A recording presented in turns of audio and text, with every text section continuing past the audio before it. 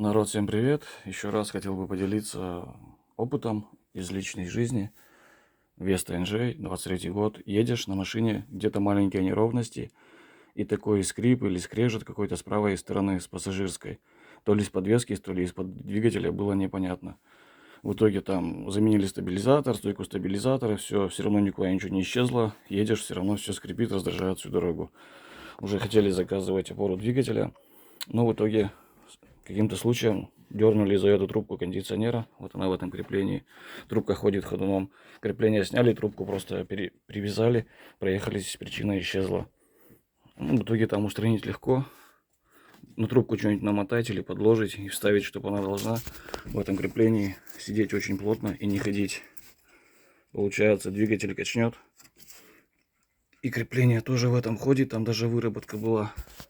Попробуйте посмотреть.